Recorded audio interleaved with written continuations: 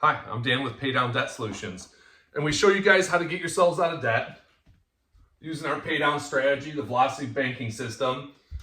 And we always say, keep it going. Once you get it all set up and you go through all that rigmarole and you call, bills you got to pay and you find out if you can charge them, et cetera, and you get all that set up, like what comes next? I don't want to call it the carrot in life, but we all want more, if not more time, more peace of mind, more stuff.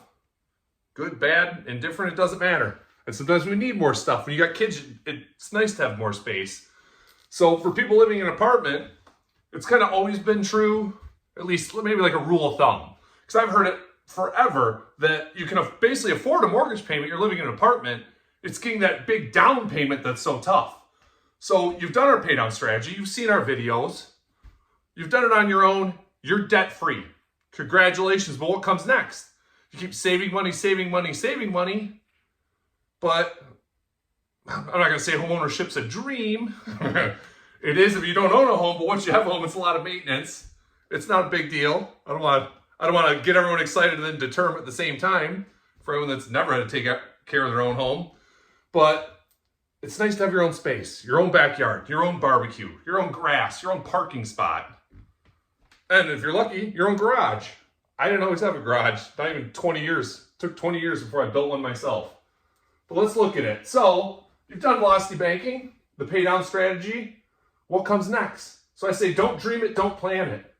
If you're already in an apartment and you're paying $1,000 a month in rent, you can get a mortgage payment for $1,055. That's a $200,000 home.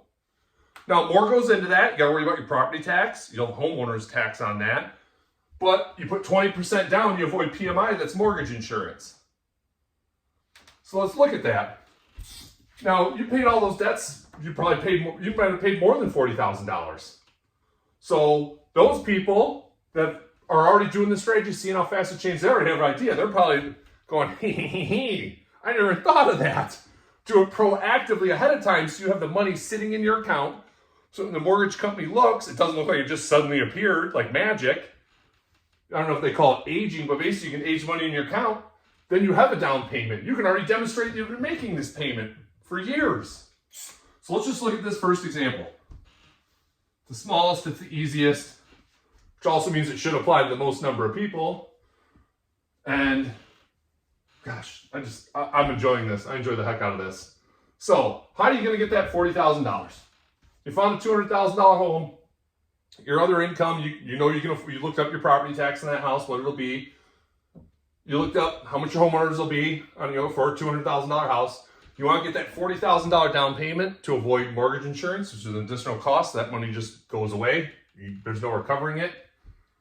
So what do? So in 2023, the U.S. median household income was $80,610. That's the total U.S. You can look up your own state, but why would you look up your own state? You know how much money you make. But that equates to about $1,550 per week in gross. And then after taxes, Social Security, Medicaid, whatever the other ones are, it's about $1,247 per week net. That's your actual money getting deposited in your account. I got these off of a major payroll company. I think it might be even the largest one in the United States. They've got a calculator that gives you these numbers in case you want to do it yourself to make sure everything's right on your paycheck. But a long time rule of thumb was about 25% of your net income could go for a mortgage. And I know we always say always a line, never a loan.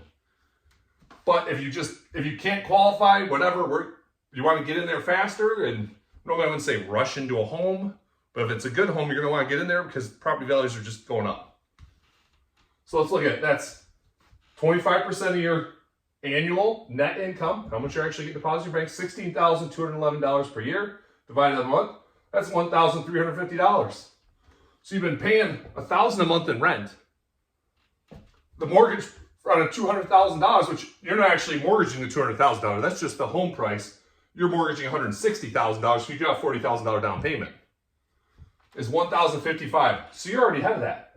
You're already beating that. And there's other rules of thumbs you can look up on your own for what mortgage lenders look at for debt to income or monthly payment to income. It's all kind of, to me, it's all kind of the same, but it's rules of thumb, but very specific when it comes to individual mortgage lenders. Okay, so you got that. Look, boom, you got that mortgage payment. You know you can do it. You already know you can do it. You can see it up here. So that's the purchase price. That's the mortgage. The actual mortgage is $160,000 because we're taking that $40,000 out, right? That's what you're financing. But we gotta get over the hump. We gotta get that $40,000 down payment. So let's say you do you've already paid your debts now. You're debt free. You've done the pay down strategy. You're debt free. Congratulations. Let's see if we can get you into a house. And oh, don't get me wrong. I know this is vastly different. You can get an okay house in Michigan, depending on where you're at, for $200,000. I can't say you can go to any neighborhood and find a $200,000 house, but you get a pretty good house. I got a lot of young guys who used to work for me, and they're all in their mid to late 20s now, and they're starting to purchase homes. I don't know anyone personally with an $80,000 household income living in a $570,000 house, but I do know many couples where they both make about 80 grand. They're living in a $570,000 house. But this is combined household income, not just a single person. Average per home, per household in the United States. Anyway, I'm going off on a tangent. So you get that $10,000 convenience check. Let's say you got 23% is a typical interest rate if you got pretty good credit. Not great, not terrible, right? So let's look at it. And now this is a hypothetical, but I'm trying to keep this as narrow as I can to actually help people. If nothing else, get you curious, get you interested. Like, yeah, hey, I'm going to do this and pay down my debt, and I'll start saving money, and I can start saving for retirement and all that. But man, for many people, the biggest purchase, the biggest investment they'll ever make is a home. So I can't tell you which one to choose. That's a good conversation for you and your financial advisor, your retirement goals, all that other stuff. A totally different conversation. But let's look at what I set up. So this household, monthly, their net income, which is how much they're getting deposited, is $4,988. They're already paying $1,000 in rent. So we take that out. The living expenses are approximately $1,800. That leaves them $2,188 in cash flow. And this is cash flow because they did the pay down strategy and they're already debt free. In 3 months, that $10,000 convenience check, you'll have it paid off in 3 months doing pay down on that 23% interest credit card. You'll pay $341 in interest. So in 1 year, in 12 months, you'll have that $40,000. You'll have done 4 convenience checks. And obviously, sometimes you can do more, sometimes you do less. This is more of a rule of thumb. If you're debt free and your credit's kind of recovered, you should be able to get a $10,000 convenience check. And in our case, even after paying off all our debt, and then we accrue more debt, we had to make some business purchases. Before we even had the next convenience check paid off, they're already sending us that we could get more. I'm sorry, not sending. They actually called Jen and said, hey, you guys need any more? Because that's what they want. They want our interest money. Anyway, those 4 convenience checks, in 12 months, you'll have only paid $1,156 in interest. You'll have $40,000 sitting in your bank. That's your down payment on a $200,000 house. So you can do it. You don't have to dream it. Don't just sit and dream it like, oh, it'd be nice. It's just so hard. And, getting into a house. Because lots of people, we were included because we were right out of school, we're working, we got the house and you can afford it. We didn't take into consideration all the other stuff.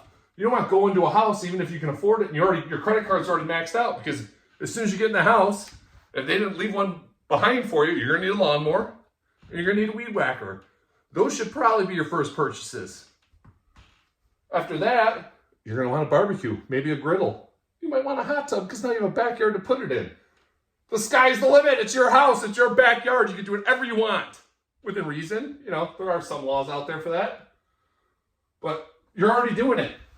My point of this whole thing, I'm sorry. Oh, I left out. This was 6.91%, which was about the going rate if you're above 720 credit in the U.S. I looked the number up last week. I just didn't get to this till Monday morning to set it all up in case this has changed. So, the numbers will be tweaked a little.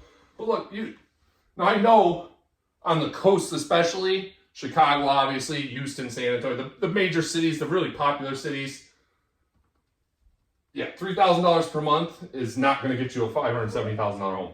Well, it will in math. Good luck finding one is really what I mean to say.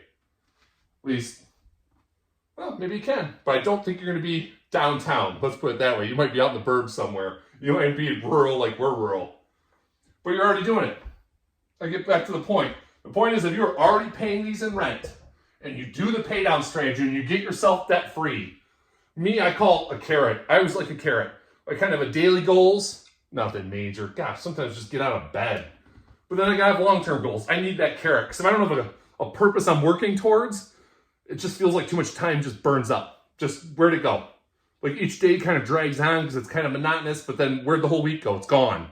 So I like that carrot out there. I like planning that thing. And what was it? Even after 12 months, you got 40 grand in the bank.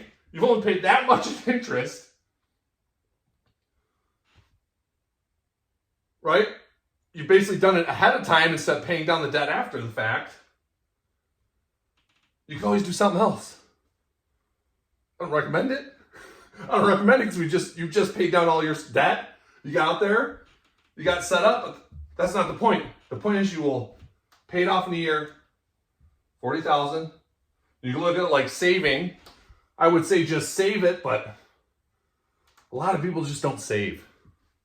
This is more what's possible versus, let's just call it human nature.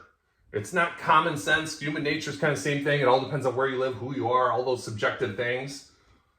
But if you take it out and you got to pay it back, it works better for me. It motivates me because I don't like losing any more money on that interest. But if I just got to save, it's too easy. Like you save $2,000, you save $4,000. You know, and I'm using these, I'm going up by $2,000 because that's their available monthly cash flow. When you go up 4, you go up 6, and I'm like, man, I started in July. 3 months have gone by. It's October. Wow, I want to take a vacation in January. The weather's not that nice in Michigan in January. It's like, well, then I'll save $4 more grand. Well, let's take a nicer vacation. Just like you chunk down your debt, you're going to chunk down this mortgage. Once you get the house, you're going to chunk down this mortgage doing the pay down strategy. So be proactive. Take control of your finances. And don't dream it, plan it. Plan by it, getting that house.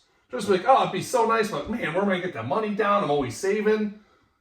I swear for 2 solid years, when we first got in our house, every time I had about $3,000 saved up in the bank, a dog got sick. Then another dog got sick. Then a horse got sick. Yes, my wife's got a couple horses. Nothing fancy. And they're here because they're cheaper to keep here than to pay someone to keep them. But all a horse does is turn money into poop. So if your daughter wants a pony, get her a puppy. Trust me. Anyhow. Oh, I can't forget all the information. So we're running a giveaway, a cash giveaway, the first week of December to all of our subscribers are eligible to receive it. Send us an email at info@paydowndebtsolutions.com. Put in the subject line giveaway, and then just put your handle, your YouTube handle, or your Rumble handle. So we have a way to DM you to contact you, and then we'll set up how we send it to you. It's not a scam. If you think it's a scam, well, that'd actually be kind of funny. But then we'd be like criminal masterminds, because then we basically create a YouTube channel, learned how to coach people financially, and set all this up just to scam 2 people. Is that possible? Yes, but that sounds like a movie plot, not like real life. Real life, they just call you on the phone and try and trick you. I'm sorry, email you and try and trick you. I'm too old school. I still think all the scams are by telephone. Anyway, I'm going on and on today. I don't know what got into me. I'm Dan with Pay Down Debt Solutions.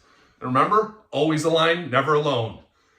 And I want to add one more thing before I shut down.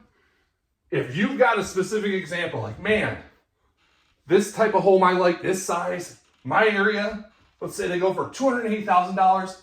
My wife and I, or my husband and I, whoever it is, you make so much money a month and you want to know, like, hey, can we do it? If you don't want to do the numbers yourself, I don't know if I can answer all of them, but if you email us here, I need to know how much money you have left over every month. What's your cash flow? What's your cash flow if you're debt free? Remember, so take out your total income, take out non-chargeable expenses, which should just be rent, because the idea is you're in debt, we get you paid off, You want to do it, but you don't have to be. Let's say right now, like, hey, I'm debt free. I'd like to get a house, but yeah, getting that down payment's tough. So give me your credit card, your interest. Give me the interest on your credit card. Give me how much available cash flow. I'll plug it into our debt eliminator tool, and I'll give you an idea. I'll give you the interest and how many months it'll take you to get there. Whatever the price of the house is, we'll do 20% down. 20% down payment.